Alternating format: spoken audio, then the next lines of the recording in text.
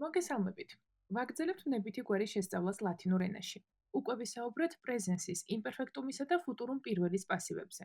ამ ვიდეოში კი პერფექტულ, ანუ დასრულებული მოქმედების გამომხატულ დროებს განვიხილავთ. ამ კატეგორიას, როგორც უკვე ვიცით, ლათინურში განეკუთვნებიან პერფექტუმი, პლუსკვამპერფექტუმი და ფუტურუმ მეორე. უკვე ვნახეთ, რომ მოქმედებით გვარში, ანუ აქტივში უღლებისას ეს სამივე დრო მსგავსებას ამჟღავნებს. კერძოდ, ზმნა ერთსა და იმავე, პერფექტის ფუძეს გამოიყენებს. გაგახარებთ და გეტყვით, რომ ეს დროები ვნებით გვარსაც, ანუ პასივსაც ერთი პრინციპით აწარმოებენ. პერფექტის პასივის პარტიციპიუმითა და ესე, ანუ ყოფნა ზმნის გარკვეული ფორმით. პერფექტუმის პასივის პარტიციპიუმს, ანუ მიმღეობას, ჩვენ უკვე დავუთმეთ ვიდეო, შეგიძლიათ ნახოთ და გაიხსენოთ. რაც შეეხება მეორე პუნქტს, ყოფნა ზმნის ფორმას, მისი სწორად შერჩევა გადამწყვეტია, რადგან სწორედ ის გვაძლევს განსხვავებას პერფექტის, პლუსკვამპერფექტისა და ფუტურუმ მეორის პასივებს შორის. ნახოთ სათითაოდ სამივე მათგანი. პერფექტის პასივის წარმოებისას ვიყენებთ ყოფნა ზმნის აწმყოს დროის ფორმებს. სუმ ეს est, sumus estis sunt. თავისთავად ნიშნავს ვარ ხარ არის, ვართ ხართ არიან. მაგრამ როგორც კი მათ დავურთავთ პერფექტუმის პასივის მომღეობას, უკვე მივიღებთ პერფექტის ვნებითი გვარის ფორმას. Laudatus sum, შექებულ ვიქენი. ასეთი ფორმულირება ქართულად ულამაზოა. პასიური წყობა ქართულისთვის არ არის ბუნებრივი, ასე რომ ხშირად რაც ლათინურ ტექსტში ვნებით შემოცემული, ქართულში აქტივით გადმოგვაქვს. ასე რომ laudatus sum თარგმანის დროს შეგიძლიათ გადმოიტანოთ როგორც შემაქეს. აუცილებლად შევნიშნოთ ერთი დეტალი, რომელიც ხშირად ავიწყდებათ ხოლმე. მიუხედავად იმისა, რომ ზმნისგან იწარმოება მიმღეობა სახელია, იბრუნვის, სხვადასხვა სქესისა და რიცხვის ფორმა გააჩნია, რასაც ვხედავთ კიდეც, სამივე სქესის დაბოლოება გვაქვს მოცემული: laudatus, laudata, laudatum, შექებული. მრავლობით რიცხვში უღლებისას, როცა გვინდა ვთქვათ, რომ შექებულნი ვიქენით, შეგვაქეს, ზმნასთან ერთად რიცხვის მიმღეობასაც უნდა შევუცვალოთ. ვერ ვიტყვით laudatus sumus, არამედ laudati sumus. სამივე მიმღეობა თავისი ბრუნებისამებრ გადავა მრავლობით რიცხვში. გვერდიგვერდ ვნახოთ და შევადაროთ ზმნის უღლება პერფექტის დროის აქტივსა და პასივში. მონუი გავაფრთხილე, monitus sum გაფრთხილებული ვიქენი, გამაფრთხილეს. რაც შეეხება პლუსკვამპერფექტუმის პასივს, მას ყოფნა ზმნის ფორმების ცვლილებით, კერძოდ მათი იმპერფექტუმში გადაყვანით მივიღებთ.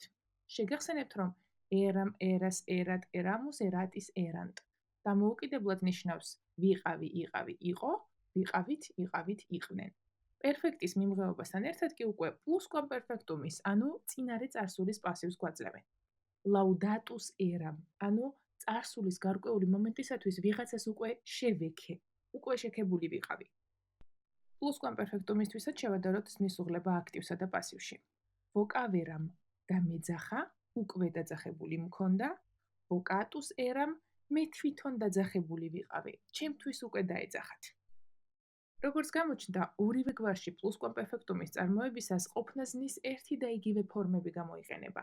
უბრალოდ ერთ შემთხვევაში მათ ზმნის პერფექტუმის ფუძეს ვუმატებთ, მეორე შემთხვევაში კი პერფექტუმის მიმღეობას. და ბოლოს ვნახოთ ფუტურუმ მეორის პასივი.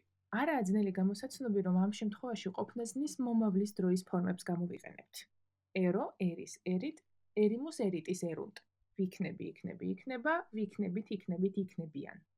Laudatus ero, ანუ შექებული ვიქნები, შემაქებენ მომავლის გარკვეული მომენტისათვის. ფუტურუმ მეორისთვისაც შევადაროთ აქტივი და პასივი. Duxero, გავუძღვები, ductus ero, გაძღოლილი ვიქნები, გამიძღვებიან. შევნიშნოთ მცირე განსხვავება მრავლობითი რიცხვის მესამე პირში. აქტივში erint დაბოლოება გვაქვს, რათა ფუტურუმ მეორისა და პერფექტუმის ფორმების დამთხვევა არ მოხდეს. პასივში კი უკვე აღდგენილია erunt დაბოლოება. მეტი თვალსაჩინოებისთვის გადავიყვანოთ რამდენიმე წინადადება მოქმედებითი გვარიდან ვნებითში. Hostes urbem expugnaverunt. მტრებმა ქალაქი დაიპყრეს.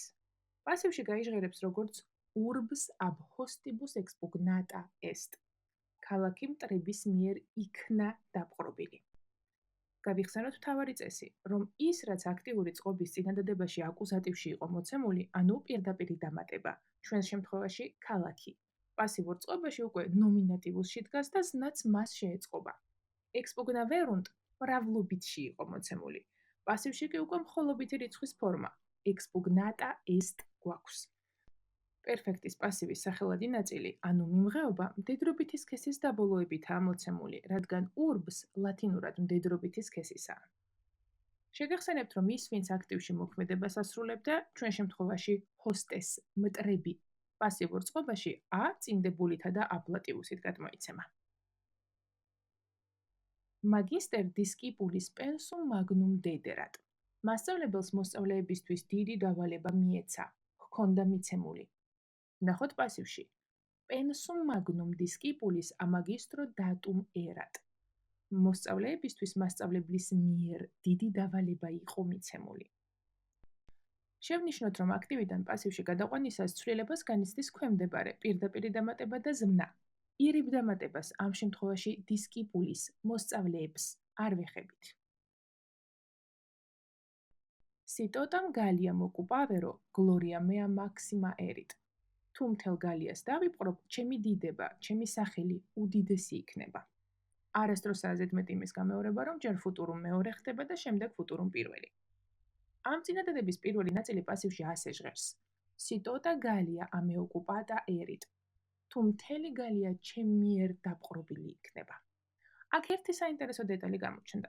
ლათინური ზმნა, ისევ როგორც ქართული, სუბიექტურ პირს გვიჩვენებს. Occupavero დავიპყრობ. პირველ პირშია მოცემული და არ საჭიროებს დამატებით დაკონკრეტებას, რომ ego occupavero, მე დავიპყრობ. აი პასივში კი, თუ გალია დაპყრობილი იქნება, უკვე არ ჩანს ვინ ასრულებს მოქმედებას, ამიტომაც დაგვჭირდა ჩაგვემატებინა a მე, ჩემ მიერ. ასე რომ, ამგვარი ტიპის ვარჯიშისას დეტალებისადმი ყურადღება გვმართებს. სულ ეს იყო, რაც პერფექტული დროების პასივებზე უნდა გვეთქვა.